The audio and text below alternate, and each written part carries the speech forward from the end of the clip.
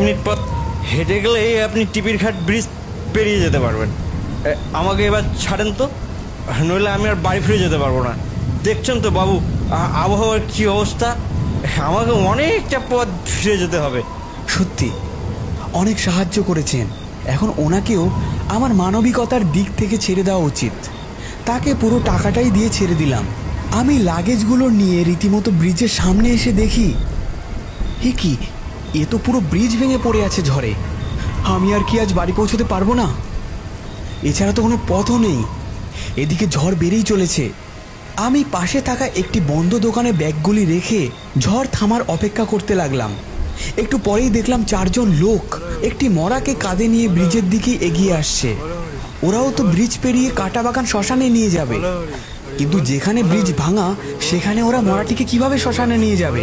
তারা দেখলাম ব্রিজের সামনে এসে মরাটাকে রেখে আমার দিকেই এগিয়ে আসছে।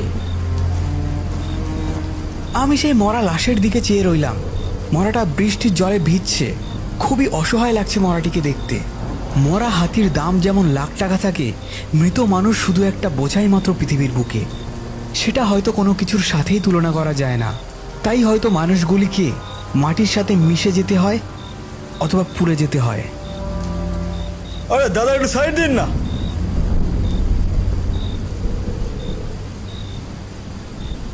সত্যি বুড়োটা মরার টাইম পেল না, এই ঝড় বদলের দিনেই মরতে হলো।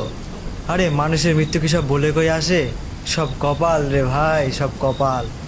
ওই দেখ, এই নৌকা নিয়ে একজন এদিকে আসছে। ওনাকে চল বলি যেন আমাদের কাঁটাবাগান শ্মশানে দিয়ে আসে। এটা বলতে বলতেই ওরা 4 জন বেরিয়ে পড়ল। ইস, আমার কেন যে আগে চোখে পড়ল না। তাদের মধ্যে দেখলাম 2 জন নৌকো আরোহীর কাছে গিয়ে ফিস ফিস করে কি যেন একটা বলল। আবহাওয়াও দেখলাম আগের মতো ধীরে ধীরে ঠিক হতে লাগলো। ইতিমধ্যেই তারা লাশটিকে তুলে নৌকায় উঠিয়ে নিয়ে যেতে লাগলো শ্মশানের দিকে, যেটা আমার বাড়ির পথেই পড়ে। আমার বাড়ি কাঁটাবাগান দক্ষিণ পাড়ায়। হাতের ঘড়িটির দিকে তাকিয়ে দেখলাম রাত 1টা 30 আশপাশ থেকে ভেসে আসছে ব্যাঙের গ্যাগ ও ডাক, আর মাঝারি ঠান্ডা ঝোড়ো হাওয়া বয়ে যাচ্ছে। অপেক্ষা করতে লাগলাম মাঝির জন্য, কারণ আমার বাড়ি যেতে হলে নৌকো করেই যেতে হবে, যেমন করে মরাটাকে নিয়ে গেল কাঁটাবাগান শ্মশানের দিকে। অপেক্ষা করতে করতেই দেখলাম একটি লণ্ঠনের আলো এই ব্রিজের দিকেই এগিয়ে আসছে। যেহেতু আকাশ ভেদ করে একটু চাঁদের আলো ছোঁয়া দিয়েছে, সেহেতু দেখে বুঝতে দেরি হলো না যে নৌকো আরোহীই আসছে। আমি তড়িঘড়ি করে ব্রিজের সামনে গিয়ে ডাকতে শুরু করলাম, এই যে দাদা, শুনছেন? ও দাদা! উনি কোনো সারা শব্দ না দিয়েই আমার সামনে নৌকা নিয়ে চলে আসলেন।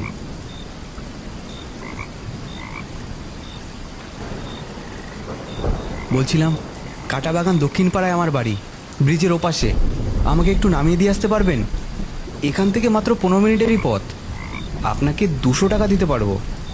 বলা মাত্রই হালকা ঝোড়ো বাতাস বয়ে গেল আমাদের মধ্যে দিয়ে, এবং তার মুখে থাকা গামছাটা সরে যেতেই দেখলাম উস্কো খুস্কো 60 থেকে 65 বছর বয়সের একজন লোক। না গো বাবু, আমি অত সস্তার মাঝি নই। আমারে দেখে কি তাই মনে হচ্ছে? আমি একজন শিকারী, শিকার করতে বেরিয়েছি। লোকটার কথা সত্যি আমায় চিন্তা ভাবনার মধ্যে ফেলে দিল। ওনার মাথা ঠিক আছে তো, নাকি ইনিও ভ্যানওয়ালার মতো ভুল জল খেয়ে ভুল বকছেন? যাই হোক, এখন ইনিই একমাত্র আমার সম্বল। দয়া করুন আমার উপরে, আমি খুব বিপদে আছি। দয়া করে আমাকে ওই কাঁটাবাগান ব্রিজ অবধি নামিয়ে দিন, তারপর আমি চলে যেতে পারবো। আমাকে একটু দয়া করে এই বিপদ থেকে রক্ষা করুন না চাচা। বিপদ? আচ্ছা ঠিক আছে, 1000 টাকা লাগবে বলো, তাহলে আমি যাতে পারি, না হলে আমি চললুম। 1000 টাকা? চাচা, বিপদে পড়েছি বলে এমন দাবি করছেন? ওপরওয়ালা সব দেখছে, এমন করবেন না। ওপরওয়ালা? ওপরওয়ালাই তো আমারে পাঠিয়েছে। 1000 টাকা তো সেই নিতে বলেছে আমারে। যাই হোক, উঠে পড়ুন, আমার আবার তাড়া আছে। আমার বিবি যান না খেয়ে আমার জন্য পথ চেয়ে আসে। আমি তার কথা মতোই তাড়াহুড়ো করে হাতে থাকা ট্রলি ব্যাগ ও মাছের ক্যারি ব্যাগটি নিয়ে উঠে পড়লাম নৌকোতে। দেখলাম আমার হাতে থাকা ক্যারি ব্যাগ ছিঁড়ে মাছের মাথা বেরিয়ে এসেছে। মাছের ব্যাগটি একপাশে রেখে আমি নৌকোয় বসলাম এবং নৌকো আরোহী নৌকো টানা শুরু করলো আমার বাড়ির উদ্দেশ্যে। পথে যেতে যেতে এক অনবদ্য দৃশ্য আমার চোখে ভেসে উঠল।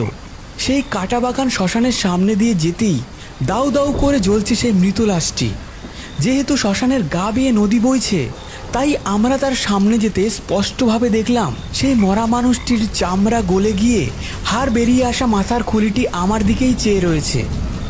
আমি কিছুতেই চোখ ফেরাতে পারছিলাম না।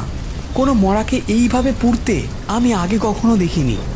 হঠাৎই দেখলাম সেই মরাটি তার গায়ের ওপর জ্বলন্ত কাঠ ভেদ করে জেগে উঠেছে। আরে আরে এত ভয় পাওয়ার কি আছে? থামুন, সত্যি আপনি আজব মশাই। জ্বলন্ত চিতার পাশে থাকা একটি লোক বাঁশ দিয়ে বাড়ি মারল মরাটির গায়ে এবং সাথে সাথেই দেখলাম মরাটি আবার জ্বলন্ত কাঠ ভেদ করে নিচের দিকে নেমে গেছে। সত্যি এক আজব ভয়ঙ্কর দৃশ্যের সম্মুখীন হলাম আজ। তারপর কাঁটাবাগান শ্মশান পার করে যেতেই একটি স্থলপথের পাশে এসে দাঁড় করালো নৌকাটি। বাবু, যদি কিছু মনে না করেন একটা কথা বলবো? হ্যাঁ বলুন। আমার বিবিজানটা না খেয়ে বসে আছে আমার জন্যে। আপনারে বাড়ি দিয়ে আসতে আমার অনেক দেরি হয়ে যাবে। একটু যদি সময় ব্যয় করে আপনি আমার সঙ্গে একটু যেতে পারেন এই সামনেই, তাহলে আমি আমার বিবিজানকে খাইয়ে দিয়ে আসতে পারতাম নিজের হাতে। ও কিছুই খেতে পারে না আমি খাইয়ে না দিতে পারলি। চলুন না বাবু, এই সামনেই। যাই হোক, ইনি আমার অনেক উপকার করেছেন। এত সময় তো ব্যয় হয়েই গেল, আর একটু সময় না হয় যাক। আচ্ছা চলুন। লোকটি নৌকার গতিপথটি উল্টো দিকে নিয়ে যেতে লাগলো। বেশি পথ যেতে পারিনি। কিছুক্ষণের মধ্যেই নদীর পাশ থেকে কিছু শেয়াল ডাকাডাকি শুরু করেছে। কিছু শেয়াল নদীর পাশে এসে আমাদের দিকে আক্রমণাত্মকভাবে ডাকছে এবং সেই মাঝি তাদেরই দিকে নৌকোটি ধীরে ধীরে নিয়ে যাচ্ছে। এ কি দাদা, এমন করছেন কেন? ওরা ওরা আক্রমণ করতে পারে, নদীর বরাবর হয়ে চলুন। আরে দাদা, দেখতেই তো পাচ্ছেন ওরা ওরা একসাথে অনেকগুলো শেয়াল একত্রিত হচ্ছে। ওরা কিন্তু আমাদের আক্রমণ করতে পারে। একটু ভালো করে চলুন না দাদা। আমার কথায় কোনো কানে দিল না সে, উল্টে আমাকে ধমক দিয়ে বলল, আরে বাবু, দেখে তো মনে হয় 30 বছর বয়স। 3 বছর বাচ্চা ছেলের মতো আচরণ করছেন কেন? হঠাৎ তার পাশ থেকে একটি বড় কোচ হাতে নিয়েই ঘুরিয়ে আক্রমণাত্মক শিয়ালের দিকে ছুঁড়ে মারল। কোচটি গিয়ে শিয়ালটির বুকের পাঁজরে গেঁথে গেল এবং পাশে থাকা শিয়ালের পালেরা সেটি দেখে ভয়ে বাগানের মধ্যে ঢুকে গেল। লোকটি নৌকা থেকে ঝাঁপিয়ে পড়ে এগিয়ে গেল আহত শিয়ালের দিকে।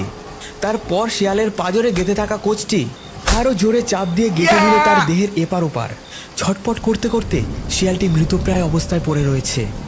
লোকটি কোচটি বার করে দূরে থাকা শিয়ালগুলির দিকে দৌড়ে গেল।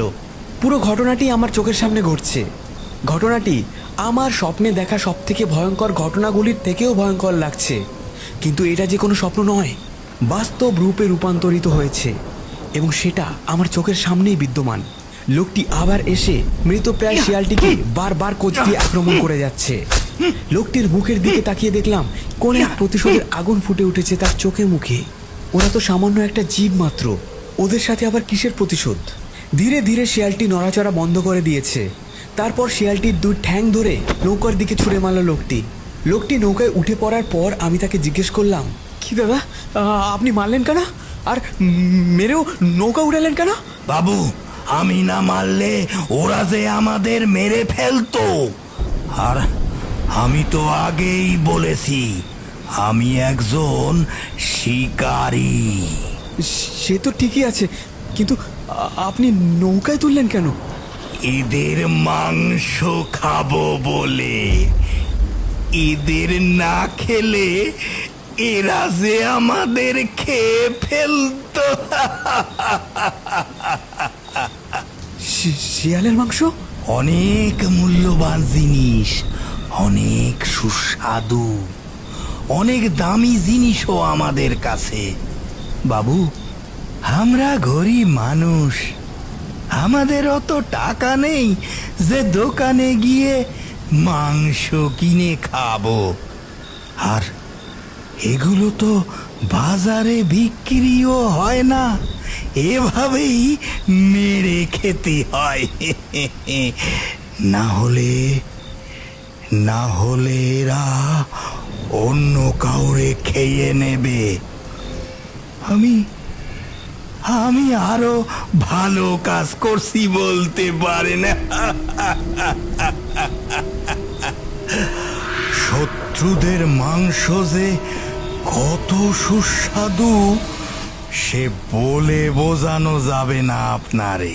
হ্যাঁ, আমার তো দেখে তাই মনে হচ্ছিল। কিন্তু কিন্তু কিসের শত্রুতা আপনার ওই নিরীহ জীবগুলোর সাথে?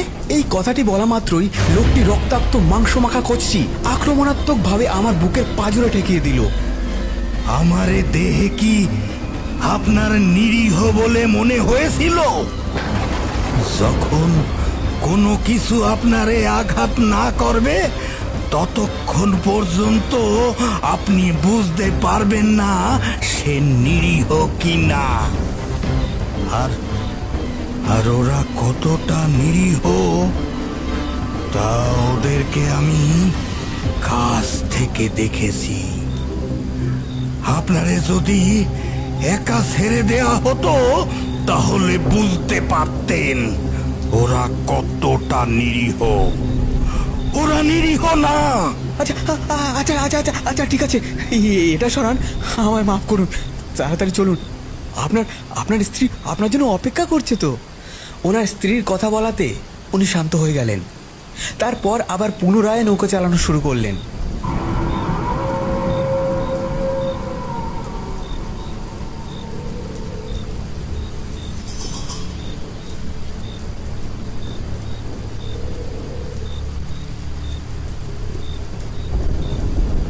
ধীরে ধীরে কিছুক্ষণের মধ্যেই নৌকোটি এসে থামলো নদীর এক প্রান্তে। বাবু, এই আমার ঘর।